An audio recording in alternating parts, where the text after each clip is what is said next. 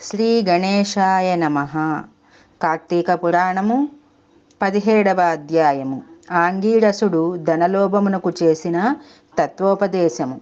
ఓ మునిశ్రేష్ఠులారా, ఓ ధనలోభి, నీకు కలిగిన సంశయంబులకు సమాధానము చెప్పుచున్నాను, వినుము. కర్మ వలన ఆత్మకు దేహధారణము సంభవించుచున్నది. కావున శరీరోత్పత్తికి కర్మ కారణమగుచున్నది. శరీర ధారణము వలననే ఆత్మ కర్మను చేయును కనుక కర్మ చేయుటకు శరీరమే కారణమగుచున్నది. స్థూల సూక్ష్మ శరీర సంబంధము వలన ఆత్మకు కర్మ సంబంధము కలుగునని తొల్లి పరమేశ్వరుడు పార్వతీదేవికి వివరించెను. దానిని మీకు నేను వివరించుచున్నాను.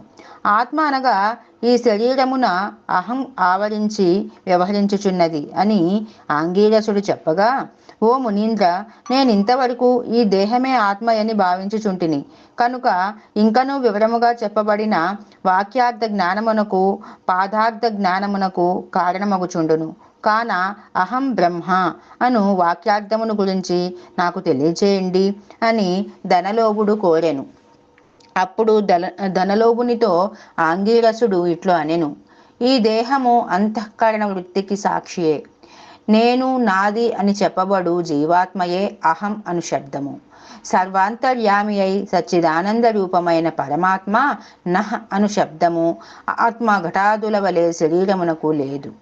ఆ ఆత్మ సచ్చిదానంద స్వరూపము.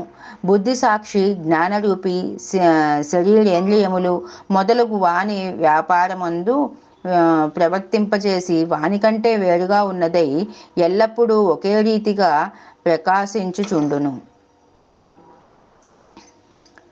ఆ ఆత్మ సచ్చిదానంద స్వరూపము. బుద్ధి సాక్షి, జ్ఞానరూపి శరీరేంద్రియములు మొదలగునవి ఈ వ్యాపారమునందు ప్రవర్తింపజేసిన వానికంటే వేరుగా ఉన్నదై ఎల్లప్పుడూ ఒకే రీతిగా ప్రకాశించును.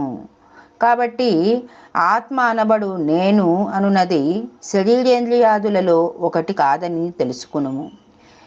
ఆ దేహేంద్రియాదులు అన్నింటికీ ఏది ప్రకాశించునో అదే నేను అని నిశ్చయము. అందుచేత అస్థిరములకు శరీర ఇంద్రియములు కూడా నామరూపంబుతో నుండి నశించునవియేగాక అస్థిరములకు శరీరేంద్రియాదులు కూడా నామరూపంతో నుండి నశిస్తాయి.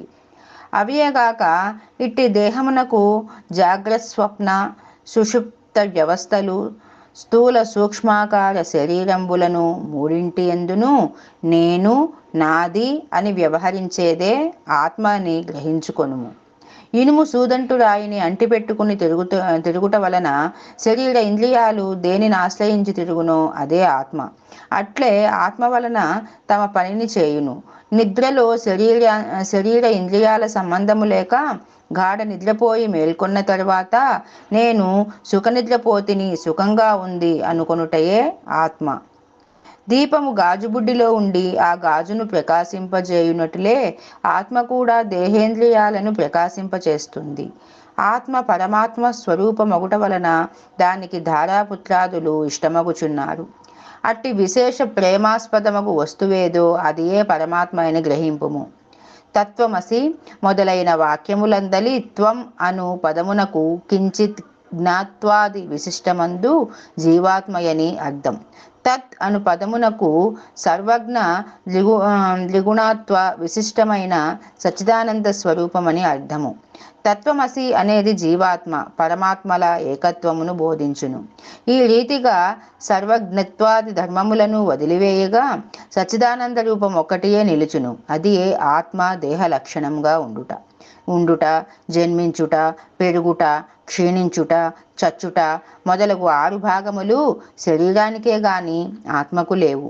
జ్ఞానానంద స్వరూపమే పూర్ణత్వము గలది.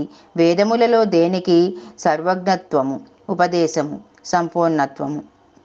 ఆత్మ ఒక కుండను చూచి అది మట్టితో చేసినదే అని ఏ విధముగా గ్రహింతుమో అటులనే ఒక దేహాంతర్యామియగు జీవాత్మ పరమాత్మ అని తెలుసుకొనుము.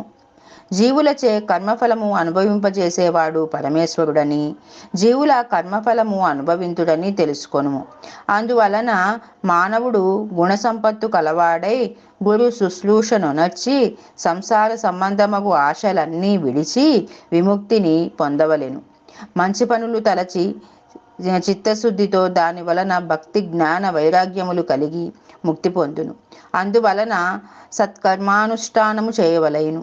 మంచి పనులు చేసిన గాని ముక్తి లభించును అని అంగీరసుడు చెప్పగా ధనలోభుడు నమస్కరించి ఇట్లనెను. ఇది సప్తదశాధ్యాయ. 17వ రోజు పారాయణము సమాప్తము.